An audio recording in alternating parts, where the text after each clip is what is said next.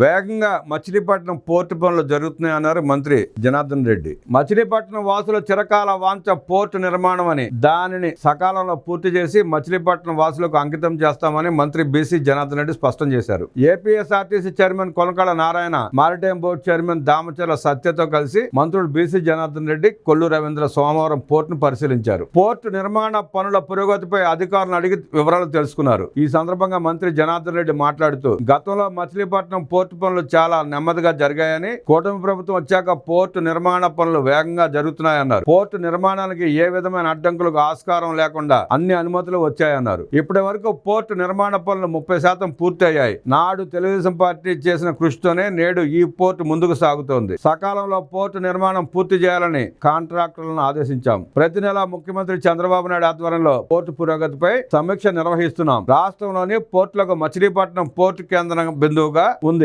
రాజధాని అమరావతికి అతి సమీపంలో కీలకమైన పోర్టు మచిలీపట్నం. తమిళనాడు రాజధాని చెన్నై, మహారాష్ట్ర రాజధాని ముంబై పోర్టుల మాదిరిగానే అమరావతికి చేరువలో ఉన్న పోర్టు మచిలీపట్నం. భవిష్యత్తులో రాజధాని అమరావతి చేరువగా ఉంటూ మచిలీపట్నం పోర్టు ఏపీ ప్రయోజనాల రీత్యా వ్యూహాత్మకంగా మారనుంది. మచిలీపట్నం పోర్టు అభివృద్ధికి భవిష్యత్తులో పుష్కలమైన అవకాశాలు ఉన్నాయి. సకాలంలో నిర్మాణం పూర్తి చేసే లక్ష్యంతో పోర్టుకు సంబంధించి ఏదైనా సమస్యలు వస్తే త్వరితగతిన పరిష్కరిస్తున్నాం. అతి త్వరలో మచిలీపట్నం పోర్టు నిర్మాణం పూర్తి చేస్తామని మంత్రి జనార్దన్ రెడ్డి స్పష్టం చేశారు. 4 బెర్తుల పనులు పూర్తి అన్నారు మంత్రి కొల్లు రవీంద్ర.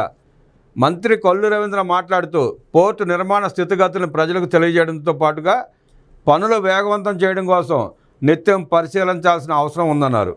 ముఖ్యమంత్రి చంద్రబాబు కూడా పోర్టు పనులను చిత్తశుద్ధితో పర్యవేక్షిస్తున్నారు. ఇప్పటి వరకు 4 బెర్తుల పనులు, రోడ్డు పనులు, విజయవాడకు అనుసంధానించే పనులు 43% పూర్తయ్యాయి. గేట్వే ఆఫ్ అమరావతిగా బందరు పోర్టు మారేందుకు అవకాశాలు పుష్కలంగా ఉన్నాయి. ఇన్లాండ్ వాటర్ వేస్ అభివృద్ధి చేయడం ద్వారా అమరావతి నిర్మాణంలో కూడా పోర్టు కూడా భాగస్వామిగా మారబోతోంది. పోర్టు పనులు త్వరగా పూర్తి చేయడం ద్వారా పోర్ట్ బేస్డ్ ఇండస్ట్రీలు కూడా ఎక్కువగా మచిలీపట్నంలో ఏర్పడేందుకు అవకాశాలు ఉంటాయి. మరోవైపు మచిలీపట్నంలో టూరిజం హబ్ ఏర్పాటు కృషి చేస్తున్నాం.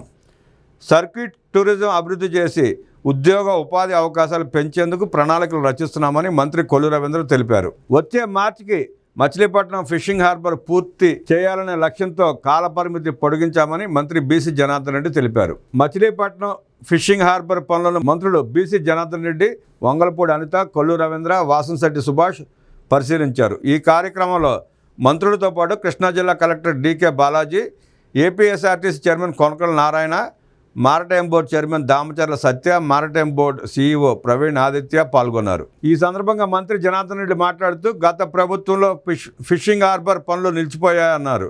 ఫిషింగ్ హార్బర్ పనులను త్వరితగతిన పూర్తి చేయాలనే ఆలోచనతో దాదాపు 422 కోట్లతో నిర్మాణం చేపట్టాం. ఇప్పటికే దాదాపు 57% పనులు పూర్తయ్యాయి.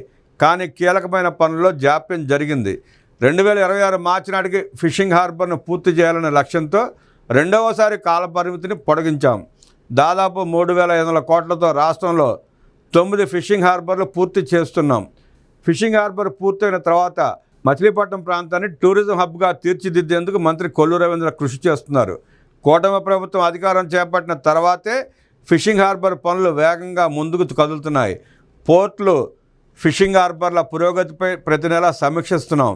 స్థానిక మంత్రి, కలెక్టర్ ఆధ్వర్యంలో సమస్యలు ఎప్పటికప్పుడు పరిష్కరిస్తున్నాం. వచ్చే ఏడాది మార్చి నాటికి ఫిషింగ్ హార్బర్ను పూర్తి చేసి ప్రజలకు అంకితం చేస్తాం. సీ మౌత్ సమస్యపై టెక్నికల్ అంశాలపై అధ్యయనానికి బృందాన్ని చెన్నైకి పంపించాం. ఆ నివేదిక 45 రోజుల్లో వస్తోంది. తర్వాత సీ మౌత్ను కూడా పూర్తి చేస్తామని మంత్రి జనార్దన్ రెడ్డి ఈ సందర్భంగా తెలిపారు.